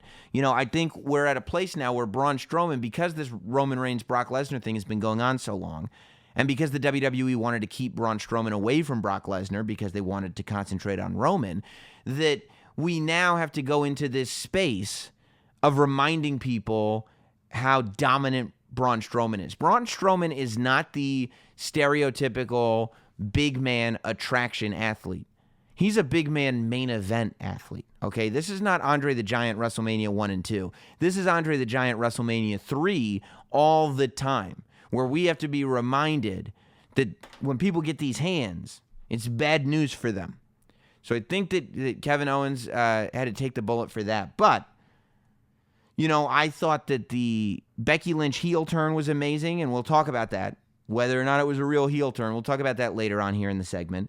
I found the Seth Rollins-Dolph Ziggler match with Dean Ambrose. First of all, I don't know, and you saw this, and we'll talk, of course we're going to talk about the Shield reunion, but I don't know that there is anybody that's quite as over as Seth Rollins and Dean Ambrose right now. I mean, I was in the audience at Raw this week, and the sound of Brooklyn shouting "Burn It Down," only to get even louder when the dirt bike cues in and Dean Ambrose is coming out. It's amazing. It's remarkable, and I'm glad that the WWE is capitalizing on that, because Seth Rollins and Dean Ambrose are as popular right now as they have ever, ever, ever been. And Rollins is probably doing the best matches of his career. I think the Rollins-Ziggler series is going to be looked back on very, very fondly. And I think this SummerSlam match was right on par, if not better, than all the matches that they've been having. Rollins and Ziggler completely tore the house down. And absolutely, they went on early, and it's a long show. So at the end of the night, some people aren't really thinking about it anymore, but they should be, because Rollins and Ziggler, absolutely a brilliant, brilliant match at SummerSlam. Other good matches, I thought. I talked about the triple threat women's match. The real takeaway was Becky Lynch's turn. Daniel Bryan versus The Miz was fantastic. Now, I thought it was really good. Everything that I'd hoped for. 2 weeks before SummerSlam, we talked about how we wanted to be reminded of how important the story was. I think we did that a week before SummerSlam at SmackDown with that 3-part series. I think we did a pretty good job of that at SmackDown. I say we because I just use that pronoun. It's the wrong pronoun, but the WWE did. I'll properly use the we when I talk about the kickoff show at SummerSlam. If you were watching that, not only was there a nice 4-minute package describing the Daniel Bryan Miz story, but the conversation that we had at the table with David Otunga talking about NXT, with me bringing up the fans and how they thought that it was ridiculous that The Miz and Daniel Bryan were paired. Booker T bringing up The Miz being thrown out of the locker room. I just thought that added to it a lot. And then I thought at the pay-per-view itself, when they played that video package, it was good. And then the story that unfolded as the match happened, you felt what Daniel Bryan was talking about last week on this podcast. You felt how badly Daniel Bryan wanted to punch The Miz in the face.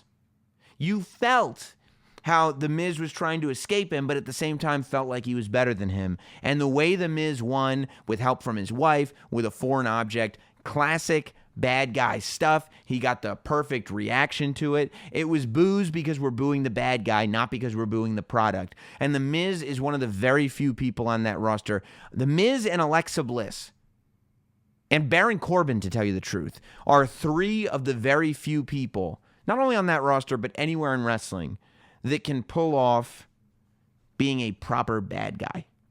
It's very, very difficult this day and age. Even Ciampa, we'll talk about TakeOver, but even Ciampa is starting to have some trouble with that. Miz, Alexa Bliss, and Baron Corbin all do an amazing job of pulling off being a true bad guy that fans will pay money to boo. That's the whole idea of it all. Yeah, but I thought the Miz and Daniel Bryan match was pretty brilliant and lived up to expectations. I love that the Miz won. He says he's not giving Daniel Bryan another match ever, but we know at Hell in a Cell they're doing the mixed tag, which I think is smart. And then we've already found out at Super Showdown in Australia there is going to be another Daniel Bryan Miz match. This match, the winner will get a title shot. So, again, this goes right back to my plan. What I think should happen. I think at Super Showdown, The Miz needs to beat Daniel Bryan again. Daniel Bryan should not beat The Miz at any point until it's time. Miz should get that title shot against AJ Styles. That match should happen at Survivor Series. Miz should win the title at Survivor Series. Bryan should win the Royal Rumble in January. Bryan should win the title from The Miz at WrestleMania 35 in MetLife Stadium. That's how I see it going, and that's why I'm okay with there being another Daniel Bryan Miz match at Super Showdown. But Super Showdown should be it until WrestleMania in April in New York, New Jersey, as the state has become known by the WWE.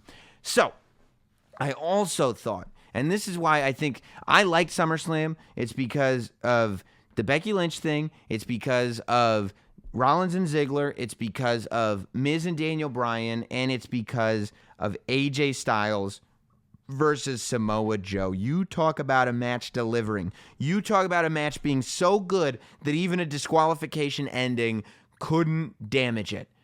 I mean, Joe is so good at making things personal. AJ having his wife and children in the audience, Joe doing that amazing promo before the match, and then grabbing the mic to really bring the fire out in AJ Styles. I mean, if you don't care about this rivalry, I don't know what's wrong with you. They did such a good job of extending it on SmackDown when AJ Styles says he's going to kick Joe's ass and Joe pulls him right off the podium and goes, "What are you going to do?" You believe Joe. In fact, there's a great, the Samoa Joe Chronicle, the documentary that's on the WWE Network right now. It's this amazing, Joe does such a good job of being real life while staying in character, it's like nothing I've ever seen before. It is so good. I was so happy with the Samoa Joe AJ Styles match. I went out onto the floor to watch Daniel Bryan versus The Miz and AJ Styles versus Samoa Joe with the audience in the Barclays Center, and I am so glad that I did, because, man, two absolute barn burners, and to me, for me, that's what made SummerSlam. I thought the things that I liked, AJ and Joe, Miz and Daniel Bryan, Becky Lynch, Rollins and Ziggler, all of those things trumped the things that I didn't like, which were the squash matches and the trickery at the end. You know, you can't love everything, but I liked way more than I didn't like. I thought the 4 hours went very quickly as compared to how it could have gone. And, you know, I think that for the most part, everything kind of mattered. Everything felt like it mattered. And so, you know, on that note, I think it was successful. Let's get to story number 4, which is NXT TakeOver Brooklyn 4. Of course, TakeOver Brooklyn had a huge, had a lot to live up to, a huge amount to live up to for a couple reasons. Number one, because takeovers have been so good. Number two, because you had Gargano and Ciampa for the third time, and the first two matches were so great. And number three, because TakeOver Brooklyn is supposed to be the best show of the year. I thought that the match that was going to steal the show was the tag team match. I was wrong. It was a decent match. It didn't steal the show. For me, the match that stole the show was Adam Cole versus Ricochet. I mean, I was talking to Adam Cole after the match, and they've only wrestled each other like 3 times. Ricochet they weren't even doing that match on the live events. Ricochet hadn't been wrestling on the live events. This was his first match in a little bit of time, and just execution to perfection. I mean, it was an amazing match, especially for guys who, on paper, you might be worried had contrasting styles, but when they got in the ring together, man, did those styles complement each other. Of course, you talk about the springboard moonsault and the way that, I mean, it was just hit with such precision. And that's another thing I was talking to Adam Cole about. He was talking about being in the ring with Ricochet and how when he did, so I talked to both guys, right? Adam Cole was saying that Ricochet moves so amazingly and so slowly that he's doing this springboard moonsault, but he's like gliding through the air. And it gives you time to kind of line up perfectly, and that's why he said he was able to hit Ricochet so perfectly. Whereas Ricochet, when I talked to him, he was like, I don't know, man, maybe it's just because of the way I move, but, you know, I was doing the springboard moonsault, and as I was going, it felt like it was taking forever. And I was like, am I going to get kicked? Or, oh, there it is. And he got kicked right in the face. But when they did that slow-mo replay, and you can see that Adam Cole hit him perfectly, I mean, that's just compliments to both guys. I thought that match was excellent. I thought the women's match was excellent. And I think that the women's match might have been the takeaway because it defied expectations so greatly. I thought we saw the Kairi Sane that we've been waiting to see. I think Shayna Baszler just gets better and better and better and better. I'm interested to see what they do with Kairi Sane as women's champion, just because I thought Shayna Baszler as a heel women's champion was so good. You know, was so good. And the idea that just the roster could not get that title away from her, and she was a bully, and she was, I really enjoyed Shayna Baszler as champion. So hopefully at some point she'll get that title back. But I'm also such a Kairi Sane fan, and the way she's reinvented the elbow drop. I never thought that was a move that I would be able to see with a fresh coat of paint. And I really am. So that was another really cool match.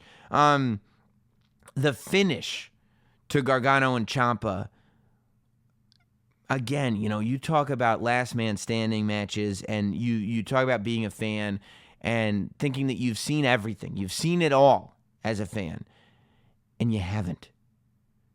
To watch that match, to see what those guys did in that match, the finish was so cool. It was just such a perfect Ciampa and Gargano finish. And now Ciampa has beaten Gargano twice. He's completely within his right to say, I don't want to have to wrestle that guy anymore. And Gargano, he was logically the winner, and it was the same as the second one. You're like, come on, no. The way Ciampa just rolled off the stage, except since he was handcuffed, he was hanging up, so technically he was standing. And again, it's Gargano's mistake. The second, of course, the first one, Ciampa made a mistake and Gargano won, right? That's the last time, storyline-wise, that's the last time Ciampa ever makes a mistake. Because then you go forward to this, to the second match, Gargano makes a mistake because Ciampa got him to get too emotional. And he makes a mistake. Ciampa takes advantage. Ciampa wins. Here, at TakeOver, Gargano made a mistake. You know what that mistake was? He was too emotional. He was too brutal. He's a good guy. He should never handcuff his opponent and leave him helpless and then, try to knock him out. A good guy beats somebody doesn't beat a man when he's down. A good guy doesn't handcuff somebody and beat them up. So what did he do? He didn't act like a good guy. And what happened? Ciampa, who is a bad guy, who's going to use every trick, was able to use the trick. Gargano is the one who got the offense in. But because he acted like a bad guy, he didn't know how to take advantage of it. And Ciampa did. And that's why Ciampa is the NXT champion. I'm very, very interested in who ran over or who attacked Aleister Black in the parking lot. Maybe it was Rikishi, and he did it for The Rock. I don't know. But I'm not the one to ask either, because I could have sworn that Santa's little helper shot Mr. Burns. I didn't think it was Maggie. So I'm probably not the one to ask who beat up Aleister Black. Could be Ciampa, but I feel like it'll probably be somebody a little less easy to predict than that, but who knows? We'll see. But yeah, so everything was good at TakeOver. Velveteen Dream's tights, of course, everybody was talking about those. Triple H, and I didn't talk to Triple H about the tights, but he said in the NXT media call or press conference or whatever it was after the show that he didn't see those tights until Velveteen Dream was in the ring. He didn't see those tights until Velveteen Dream was on hard cam, and I believe he also said that there are some calls you want from Vince and some calls you don't want from Vince. Of course, on the back of Velveteen's tights, it said, "Call me up, Vince." If that's true, it could just be, we're saying that to, get more character work going for Velveteen. But if that's true, that's a risk that I don't know I would take. I mean, Velveteen Dream is amazing. I feel like if I was as good as Velveteen Dream, I would probably not take as many risks. I don't think when you're young and amazing, I don't think taking risks that involve Vince McMahon's name are worth doing. That's just me personally. Who knows? Maybe I'm wrong and this will be the best thing that Velveteen Dream ever did. But if that's true, I was very entertained by it when I saw it. I thought it was awesome. But for me, I thought it was even cooler that Velveteen Dream had the Coogee vest on and the crown on, had all the Biggie Smalls stuff on. I thought that Velveteen Dream has this amazing way of being able to pay homage to the hometown without coming across like a placating babyface, right? He can still come across like a bad guy, but have his Brooklyn stuff on because he has the Biggie Smalls stuff on, but still somehow comes across like he's above all of it, which is a very, very unique talent. You just don't see that very often. But yeah, so that was TakeOver for me. I very, very positive review. Was it? I don't know if it was the best TakeOver of the year. I think maybe at the end of the year, I'm going to have to really sort of analyze all the TakeOvers and find out which one is the best one, just because they're such great shows. They really, really are great.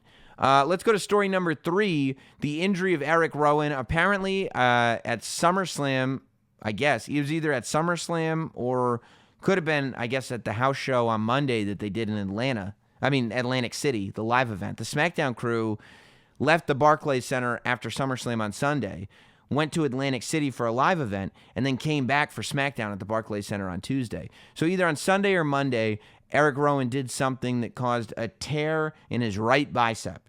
I don't know how long he's going to be out for.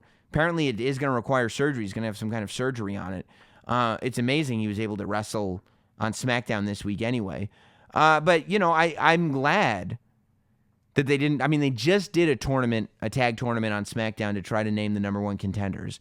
So I'm glad that they were able to get one more match out of the Bludgeon Brothers, and this will mean that the Bludgeon Brothers will certainly be looking for revenge when they get back. It's a bummer because you think about it, and this whole thing started. Remember, Luke Harper was out with an injury, and Eric Rowan ended up off TV. Then Luke Harper came back, and they had Harper and Rowan wrestling dark matches and some live events, but they weren't on TV for months. For months, they were not on TV. They finally came back as the Bludgeon Brothers. Go back and listen to the podcast that I did with Luke Harper, and you'll hear, the struggle that he was going for and how it's even worse. I remember asking him, is it worse to be at home and not wrestling or to be ready to wrestle and not know what you're doing? I can't remember what he said. So go back and watch the interview or listen to the interview, and you can hear what he said for yourself. But he did talk about the struggle in getting there, and I felt like the Bludgeon Brothers Harper and Rowan had finally found something that to me was clicking.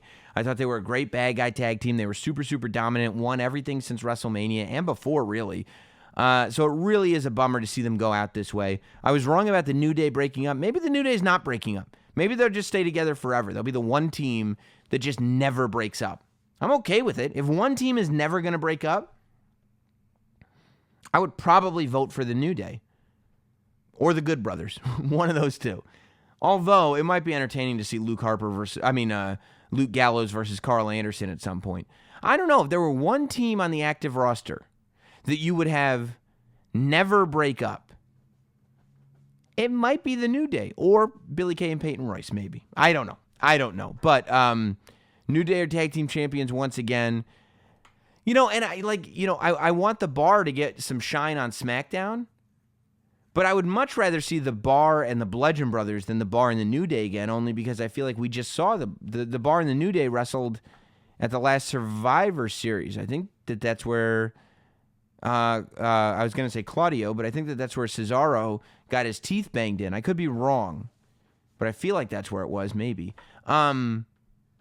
I might prefer to see the Good Brothers in a situation against the New Day, although the Good Brothers are pretty much good guys now. Like, the Good Brothers are also goofy. And again, I feel like I've seen the Good Brothers in the New Day. I don't know who. Honestly, if you've got the New Day as tag team champions, the New Day and the Usos are about as good of a tag team match as you can possibly get. So, I don't know. I would kind of like to see a Good Brothers versus Bar tag team championship rivalry, something like that. I don't know, but congratulations to the New Day. It's cool to see them, and I'm glad that they did something constructive with the injury of Eric Rowan. I think that's a good thing. Then story number 2 for me this week is the Becky Lynch quote unquote heel turn. I think Becky Lynch is amazing. I think people have always known she's amazing. It's clear that the WWE isn't ignoring her, right? Like, if you go back to WrestleMania, she was in the Women's Battle Royal. Yeah, so was everybody. But Becky's the one that got the TV entrance. And that means something, I think. Becky's the one that they wanted to put a spotlight on. She didn't win, but that match was about putting the spotlight on probably 2 people, Becky Lynch and Naomi, who won the thing. By the way, how about one of the biggest things to happen on SmackDown? Can we say congratulations to Peyton Royce for her victory over Naomi? I was so happy when I saw that. I love the Iconics. And so the fact that Peyton Royce got that victory over Naomi, I don't know if it had to do with all the controversy that Peyton Royce was involved in on Twitter this week. I sure hope not. I hope it was just WWE going, you know what? These Iconics, this Peyton Royce, they're fantastic. The act is great. They're hilarious. And Peyton Royce is awesome in the ring. That fisherman suplex, that art she can get, oh my God, she's good. Yeah, and I'm looking forward to seeing what they do at Evolution in October. I think I'm such a fan. I think they're awesome. So yeah, I was happy to see that. But back to Becky Lynch. Becky Lynch, the reasons that I said are why it's going to be real tough to turn her into a heel, but boy, is she going to try. She's really, really good. Her promo was really good on SmackDown when she was saying, but like, the promo she was saying on SmackDown almost made it feel like Charlotte got a standing ovation at the Barclays, when in reality, Becky got the standing ovation at Barclays. And when Charlotte got laid out, the crowd was chanting, "You deserve it," at Charlotte for getting laid out, not at Becky for not winning the match. So the fans are really on Becky's side, and that's dangerous for something like this. That it's dangerous for this show. This Becky Lynch heel turn could force the hand at a Charlotte heel turn. I don't think that Charlotte is going to get like that sort of Roman Reigns, oh, they think she's the company woman and we don't like her heat because everybody loves Charlotte because she really is probably the best female on the entire roster and one of the best, if not the best of all time. Maybe she'll probably go down as the best women. Charlotte will probably go down as the best women's wrestler of all time. I think that that's a safe bet. So, I don't think that a resentment will be built against her, but I just don't see a situation where fans are going to boo Becky Lynch. I just don't. And it's not Becky's fault. If anything, she's been so good that it makes it impossible. I don't see it. I didn't see it in Brooklyn. I didn't see it in either on SummerSlam or at SmackDown. And I certainly not at SummerSlam. I mean, people were going nuts. I thought the angle was great. I just thought that the roles were miscast. Because she's right. I mean, we were all kind of sensing. A lot of fans just wanted to see Becky Lynch beat Carmella for the title. A lot of fans didn't want the triple threat. A lot of fans didn't need Charlotte to win this match. I think Charlotte is going through a rebuilding phase because they had her lose to Carmella a couple times. So again, just like we said with Strowman, they want Charlotte to come across looking good. But I think WWE's got to be careful. Got to be careful about what you're doing with Charlotte because otherwise you're going to get some boos for her, And the number one story of the week is the Shield reunion. Again, I here's what I'm happy about. Fans boo Roman Reigns. And for a while, it felt like WWE was just ignoring that. The WWE was just pretending it didn't exist and running with Roman Reigns anyway. If they're going to insist on running with Roman Reigns, I would rather that they put in preventative measures so that maybe he doesn't get booed quite as much. There are those that say, well, the Shield is just being brought in, Dean Ambrose and Seth Rollins, so that they can get Roman over. Everything is done to get people over. Everything that they do is done so they can get somebody over. Brock Lesnar beats The Undertaker and everybody else so that Brock Lesnar can get over. Stone Cold Steve Austin stuns Vince McMahon so that Stone Cold Steve Austin can get over. The Undertaker comes out to purple lights, lightning bolts, and a flamethrower on the entrance stage so that The Undertaker can get over. The only reason to do anything in wrestling is so that people, superstars, get over. So, of course, the Shield is coming back to get Roman Reigns over. It's also going to continue to get Seth Rollins over. It's also going to continue to get Dean Ambrose over. Here's where it's going to get interesting. No doubt everybody loves the Shield. Fact is, when the Shield was together, people loved Roman Reigns. And nobody wants to remember that, and nobody wants to admit that. But Roman Reigns was beloved by fans when the Shield was together. And honestly, when you saw them working all together, Roman Reigns feels whole. I think that the only person that you could make an argument that benefits from the Shield not being together is Seth Rollins. I thought that Dean Ambrose was at his most popular and at his best when he was in the Shield, and there's no denying that Roman Reigns is at his best and most popular when he's in the Shield. But I think Seth Rollins is awesome in the Shield too. I loved that he went back and he put the vest back on, and that Dean Ambrose went back to wearing the black, and that it was really the Shield. This was the reunion that we were supposed to get at Survivor Series last year when Roman had to go out because he was sick, and then Ambrose got injured. They gave it some time, and now they're bringing it back. And it makes sense, and it's good. Here's the question, and the question I got on Twitter a whole bunch. The WWE Universe wants to know, is the Shield a heel group? Who's the heel? And if you look at what the Shield did, right? So Braun Strowman came out, middle of the Finn Balor Roman Reigns match, and came out to cash in his Money in the Bank briefcase. His music played. Roman Reigns was up. He said he was going to do it. He comes out here to do it. If anything, he got screwed out of cashing in at SummerSlam. So he comes back on Monday to cash in like he said he was going to do. Not a shock, not a surprise. Anybody who's champion would assume that Braun Strowman's going to come out and try to cash in. Right? Right. Okay. And by the way, they made Finn Balor not only look competitive, but they could have had him lose that match.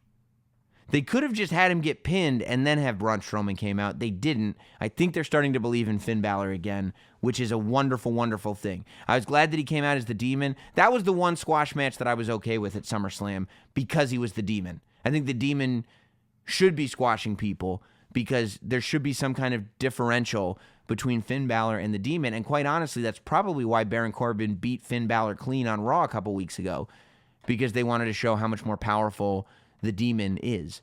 It's good news for Finn Balor, I think. Watching it, that's how I took it.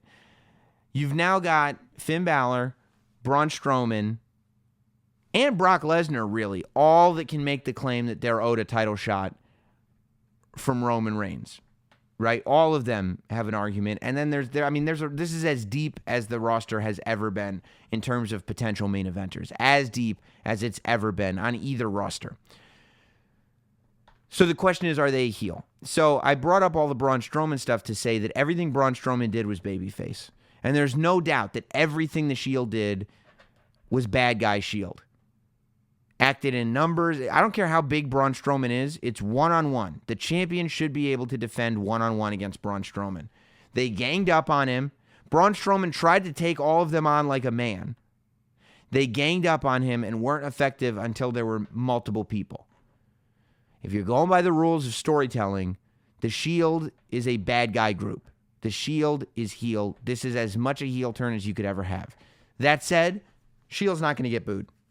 Everybody's way too happy to see the Shield back together. They are not getting booed. So, is Braun Strowman the heel? No. Braun Strowman's not getting booed either. I think people are happy to see the Shield back. People would be happy to see Braun Strowman win the Universal Championship from Roman Reigns. I think what you're dealing with here is something similar to Roman Reigns and Brock Lesnar, in the sense that both guys are getting booed. It's the reverse. I think in the story of the Shield versus Braun Strowman, both sides are going to get cheered. I think the Shield has far more potential to get booed, and they may get them there, but they may also keep the Shield as good guys in order to preserve that, in order to say, like, hey, they're killing it on merchandise. Roman Reigns is finally getting cheered. Shield's good guys. Braun Strowman's a good guy, too. This is the match we're going to go with, though, because I would imagine that that'll be at Hell in a Cell. And what you're doing here, you're bringing back the Shield, and you're giving Braun Strowman a reason to request a Hell in the Cell match with Roman Reigns, because he can't cash in without distractions. It's either Brock Lesnar or it's the Shield. So how does he get Roman Reigns one-on-one? Inside that Hell in a Cell. I'm just looking forward to watching Dean Ambrose and Seth Rollins scale that thing and find their way into the cage with Braun Strowman. That's it for the State of Wrestling this week. I hope you guys enjoyed it. I hope you guys who were watching along on Patreon enjoyed it. You Not Sam shills you. Patreon.com/NotSamWrestling. I'm glad. I hope. Let me know. NotSamWrestling@gmail.com if you like. The whole thing isn't different, but the show has changed directions just a little bit. We're now Not Sam Wrestling. Let me know what you think, and we'll see you next week here on Not Sam Wrestling. Thanks for listening. Follow at Not Sam on Twitter, Instagram, Facebook, and YouTube. Rate, review, and subscribe. This has been Not Sam Wrestling. Not Sam Wrestling.